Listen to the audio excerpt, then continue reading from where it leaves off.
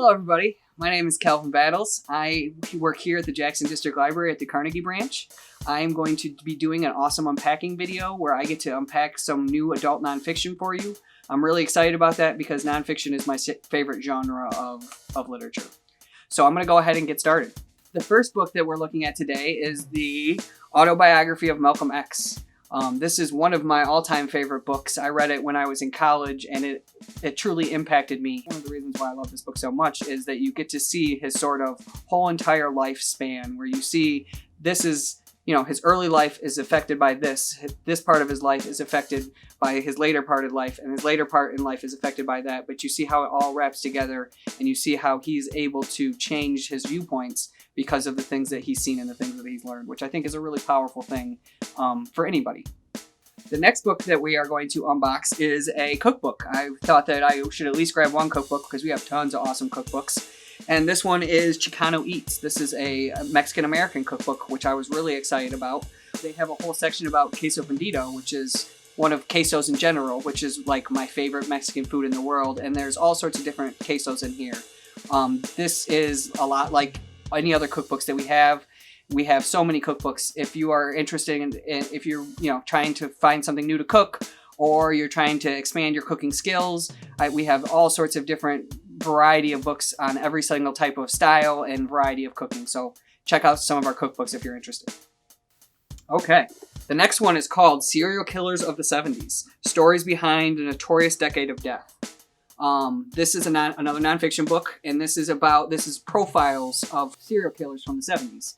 What I just learned is that the 70s is widely considered to be like the height or beginning of serial killers in America. A lot of the most well-known serial killers were in that time frame. So Son of Sam was during that time frame. The Zodiac Killer was during that time frame. So these are profiles of all of those serial killers and sort of the start of us understanding of what a serial killer is and how we began profiling them.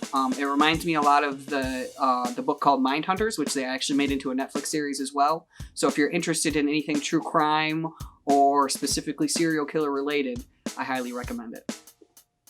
The next book I'm going to talk about is The Hour of Fate, Theodore Roosevelt, J.P. Morgan, and the Battle to Transform American Capitalism. J.P. Morgan was a financier who was the richest man in the world in the early 1900s. And he had started a company in 1902 called Northern Securities, which was basically a conglomeration of all sorts of other businesses. At the time, William McKinley was president, and he was very pro-business. And so he was very hands-off when it came to capitalism and the market. McKinley ended up getting assassinated, and his replacement was Theodore Roosevelt, who had the opposite point of view. Roosevelt used the antitrust laws to break up this huge, massive conglomeration of corporations. But at the same time, working with Morgan to make sure that Morgan was still able to accomplish all the things that Morgan did, which included providing heat to people and moving trains around. And so he couldn't just cut him off entirely, so he had to work with him. So this is a story about two men who have different goals working together to try to accomplish something. It sounds like a really interesting story. I'm here at the Carnegie branch, which is named after a robber baron, just like J.P. Morgan. So I think that it's really, really cool that we have books about other robber barons. The next book I will be unboxing is called The Rules of Contagion. This book is about not just flus, but about anything that goes viral. I'm sure that you've all heard about YouTube videos going viral or anything like that going viral. It's in the sense it's the same thing, but this author connects all things going viral, whether that is a YouTube video or whether that is an actual contagion like we're currently fighting with COVID-19.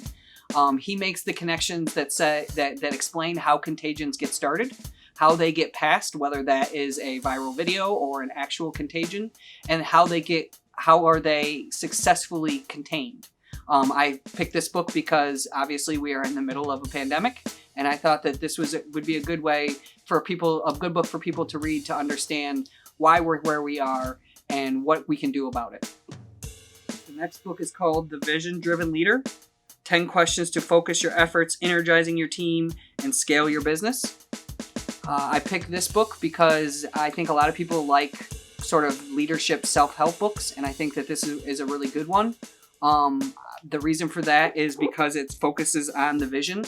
This author argues that in order to accomplish anything, whether you're a businessman or in your personal life, you have to start with a vision, which I agree with entirely.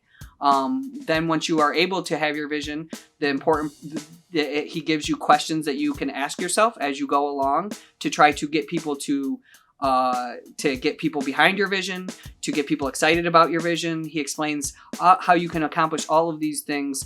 But he stresses that the very first thing that you need to do is you need to come up with a compelling vision in the first place. I think this would be great for any type of entrepreneur. I think this book would be great for anybody who's in a leadership position, who gets to dictate the way organizations or the way that a business, the path that a business or an organization takes. So if you're one of those people, or you want to be one of those people, I think this would be a great book for you. My next book is called Remembering Kobe Bryant. I chose this book for a couple of reasons. Unfortunately, as you probably all know, Kobe Bryant passed away earlier this year in a tragic helicopter crash. Any basketball fans around the world knew all about anybody, really everybody around the world had heard about this. This is a really good book about just remembering Kobe. The cool thing about this book is that it's told through other people's eyes. So it's all about stories from other people about Kobe Bryant. One of the other things that I thought was really cool about this is the foreword is by Jerry West, who is one of my favorite ex-NBA players. Whenever I hear or see him talk or read anything he writes, he's very, very insightful. So his introduction to this is really good, and he gets really deep into kind of Kobe Bryant's psyche and what made him be so successful. If you like basketball, I think this would be a great book for you. If you're a Kobe fan, obviously, this is a great book for you.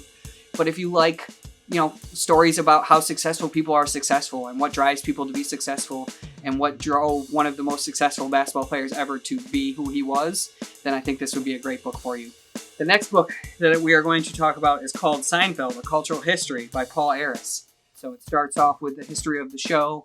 It talks about Jerry Seinfeld and his stand-up comedy career, and what he pitched to NBC to get a show. It talked about the ups and downs of the show, the fact that for a long time it wasn't particularly popular, and then eventually it kind of skyrocketed and became like a cultural icon, a cultural touchstone.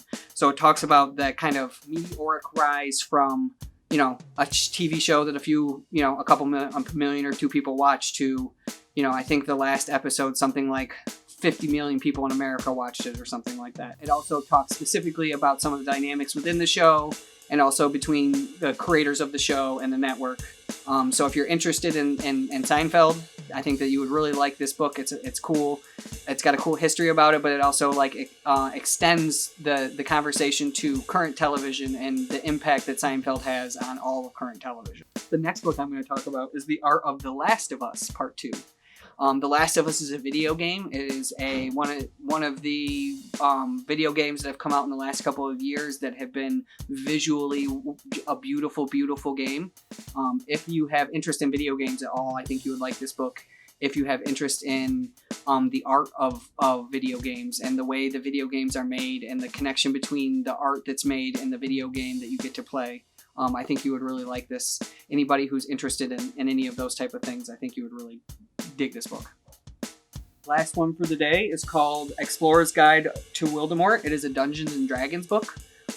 This is a really cool book because it basically holds everything that you'll need if you want to start a Dungeons and Dragons group.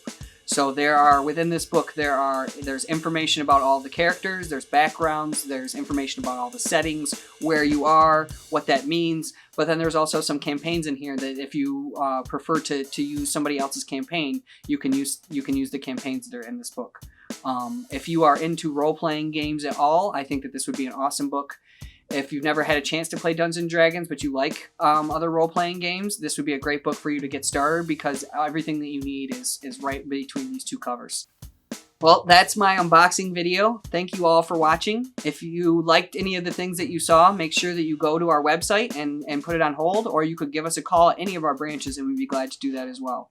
Also, if you have any question about any other new material that we have, please give us a call or go to our website and we'd be happy to help you in whatever way that we can. Thanks and have a great day.